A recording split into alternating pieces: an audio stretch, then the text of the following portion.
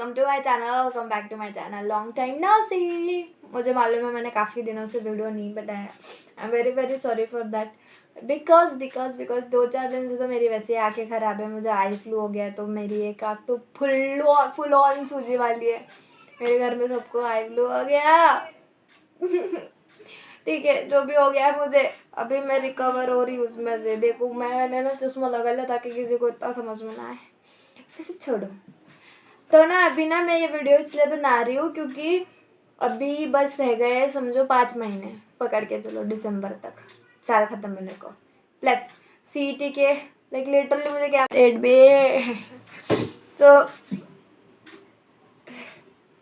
तो ना अभी 5 ही महीने बाकी है। और हमको बहुत सारा प्रिपेयर करना है। बोर्ड का भी प्रिपेयर करना है, CET का भी प्रिपेयर करना है, JEE का भी प्रिपेयर कर रहे होंगे बहुत सारे जन। तो आपको मैं बता दूँ, बहुत सारे बच्चे होते हैं, मेजॉरिटी बच्चे होते हैं जो होते हैं मैथ से जिनको फियर होता है, जिनको बहुत ज़्यादा डर लगता है मैथ से। ये वीडियो उन लोगों के लिए जिनको मैथ से डर लगता है। गाइस डरो मत, मैं हूँ ना, ठीक है। तो मैथ से डरना नहीं चाहिए। फर्स्ट ऑफ ऑल मैथ्स एक पूरा प्रैक्टिस का खेल है। मैथ्स में जितनी प्रैक्टिस करोगे तब जाके तुमको चीज़ें समझने वाली है, अदरवाइज़ नॉट। तो क्या होता है ना, हम लोग ऐसा सम देख लेते हैं, मैंने बहुत बार किया कि सम देख लेते समझ में ऐसा लगता है कि उस टाइम पे कि हाँ पूरी प्रोसेस समझ में आ रही है, पूरी प्रोसेस समझ में आ रही है। एंड उसके बाद में ना क्या होता है, हम लोग को वो बाद में सॉल्व करने को दिया तो नहीं समझता है। तो क्या करना चाहिए, हमेशा सम्स को प्रैक्टिस करके देखना चाहिए। और सिमिलर सम हो तो आई विल एडवाइज़ यू कि हाँ देख के छोड़ दो। बट अगर वो डिफरेंट है और तुम ऐसे बेसिस पे जा रहे हो कि हाँ मैंने देख लिया, मुझे आ गया, ठीक है, नहीं होता ऐसे, भूल जाते हैं हम लोग बाद में, ठीक है। तो फर्स्ट ऑफ ऑल प्रैक्टिस तो बहुत मैंडेटरी है ताकि तुम लोग को आगे जाके तुम अच्छा परफॉर्म कर पाओ, ठीक है।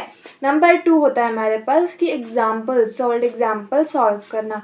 सॉल्व एग्जाम्पल को बहुत ज़्यादा अच्छी तरीके से सॉल्व करना चाहिए, बहुत अच्छे तरीके से समझना चाहिए। Then only you're gonna score good in your CET as well as in boards. हाँ, बोर्ड्स में और CET में बहुत हेल्पफुल होते हैं solve example. I would say कि बहुत इंपॉर्टेंट होते हैं।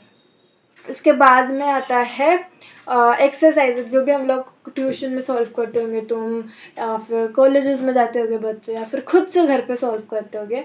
तो एक्सरसाइजेज पे बहुत ध्यान देना चाहिए कि मैथ्स क्या है ना, मैथ्स पूरा ध्यान का खेल है। मैथ्स एक पूरा लॉजिकल थिंग है। हमेशा मैथ्स बहुत लॉजिकल थिंग है। तो बहुत ध्यान देना पड़ता है हर एक चीज़ पे। इसीलिए ना जब भी तुम कुछ भी सॉल्व कर रहे हो, सॉल्व एग्जाम्पल हो, आप एक्सरसाइजेस सॉल्व कर रहे हो, तो बहुत अच्छे तरीके से उस पर ध्यान दो कि ताकि अगली बार उस सम को देखो ना तो फटाफट आपको वो आ जाए, ठीक है। उसके बाद में आता है हमारे पास मिसलेनियस एक्सरसाइजेस, जो बहुत जन नहीं करते हैं। बट मिसलेनियस एक्सरसाइजेस में से मैं आपको सजेस्ट भी नहीं करूँगी कि पूरा करते बैठो। बस मिसलेनियस में से क्या करो, जो MCQs होते हैं ना वो प्रैक्टिस करो मिसलेनियस में से, सो दैट है ना वो जो MCQs होते हैं ना वो आते हैं। जब मैं कॉलेज में गई थी, कॉलेज में मेरे मेरे मैथ्स के सर ही मेरे को पता थे मेरे कॉलेज में से पूरे, तो मैं उनके पास गई थी एंड मैंने बोला था सर इनमें से इंपॉर्टेंट चीज़ें टिक करके दो मुझे, ताकि मैं अच्छे से अच्छे से कर पाऊँ एग्ज़ाम में। तो उन्होंने ना मुझे MCQs टिक करवा के दिए थे। सो दैट MCQs से क्या हुआ, वो बोले कि ठीक है तो CET के लिए MCQs कर रहे हैं वो ठीक है, तो वो CET के लिए कर रही है। बट अगर तो बोर्ड्स के लिए करना चाहती है तो इस मिसलेनियस एक्सरसाइजेस में से करो, ताकि इसमें से बहुत सारे क्वेश्चंस आते हैं, ऐसा उन्होंने कहा था। तो मिसलेनियस एक्सरसाइज में कि सारे MCQs करके रखो, ठीक है। पॉइंट नंबर 4 बोला ना मैंने, हाँ पॉइंट नंबर 4 था ये। पॉइंट नंबर 5 आता है थ्योरम। तो थ्योरम को कोई सीरियसली लेता नहीं है, पर थ्योरम को सीरियसली लेना चाहिए। बहुत सारे इंपॉर्टेंट थ्योरम्स होते हैं मैथ्स 1 में प्लस मैथ्स 2 में, पर्टिकुलर स्पेसिफिक टॉपिक्स में उससे होते हैं। एंड बहुत सारे आते भी है क्वेश्चंस, मैंने देखा है एग्जाम में बहुत सारे क्वेश्चंस आते हैं।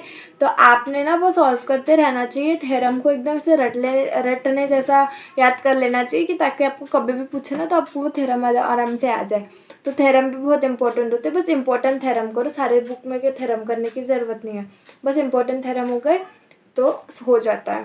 एंड वन मोर थिंग, एक बुक है टारगेट की, बोर्ड एग्ज़ाम के प्रिपरेशन के लिए, मैं हमेशा बोलती हूँ सो आप वो भी यूज़ कर सकते हो, क्योंकि काफ़ी क्वेश्चंस थे जो उसमें से आए थे पिछले साल, एक बहुत सारे क्वेश्चंस। सो आप उसको भी यूज़ कर सकते हो, it is very helpful book. And या ये सब चीज़ें practice practice practice practice makes a man perfect. तो जितनी मैथ्स की प्रैक्टिस करोगे उतना मैथ्स में परफेक्ट होते जाओगे और धीरे धीरे उसका फियर ख़त्म होते जाएगा। मैथ्स से नो डरना, क्योंकि मैथ्स बहुत अच्छा सब्जेक्ट है। इसलिए अगर आपको ये वीडियो पसंद आया होगा तो like share and subscribe to my channel and जल्दी जल्दी प्रे करो मेरी आँख नॉर्मल हो जाए। चलो बाय बाय। अरे नहीं, बाय बाय नहीं, जय श्री कृष्णा, राधे राधे, बाय बाय।